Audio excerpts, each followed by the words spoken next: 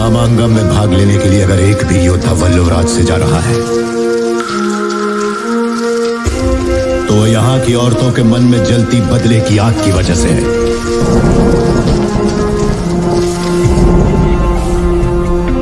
ऐसी ही वीरांगनाओं की कोख से मैंने और तुमने जन्म लिया है।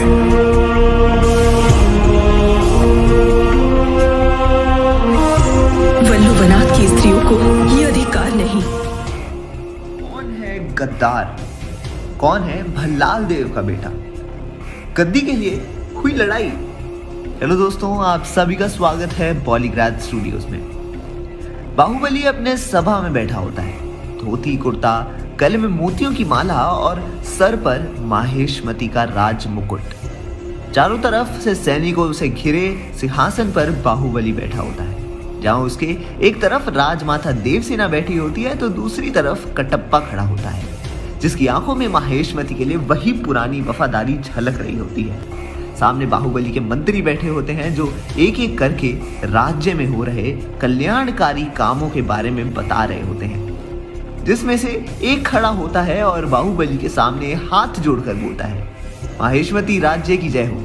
महाराज बाहुबली, मैं आपको बताना चाहता हूँ कि गोमती नदी पर जो बांध बनाया जा रहा था उसका काम पूरा हो गया है और इसके शुरू होने से जनता बहुत खुश है। ये सुनकर बाहुबली बोलता है, ये तो बहुत अच्छी खबर है, मैं खुद आकर उस बांध को देखना चाहूंगा।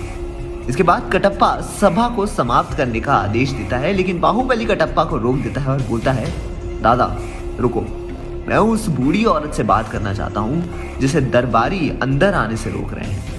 ये सुनकर कटप्पा इशारा करता है और दरबारी उस बूढ़ी औरत को अंदर आने देते हैं। वो बूढ़ी औरत अंदर आती है और बाहुबली के सामने गिड़गिड़ाते हुए बोलती है, राजा मुझे न्याय चाहिए। आज ये दुखियारी एक राजा के सामने भीख मांगती है। ये सुनकर बाहुबली अपनी गद्दी से उठकर नीचे आता है और उस बूढ़ी औरत को उठाते हुए बोलता है, क्या हुआ माँ आपके साथ, मुझे बताइए। ये सुनकर वो बूढ़ी औरत बोलती है, राज्य के कुछ साहूकारी ने मेरे घर पर कब्जा कर लिया और मुझे मेरे घर से निकाल दिया है। ये बोलकर वो रोने लगती है। बाहुबली कुछ सैनिकों को बुलाता है और बोलता है, जाओ और इनको जो भी काम है कर दो और उस साहूकार को पकड़ कर ले आओ।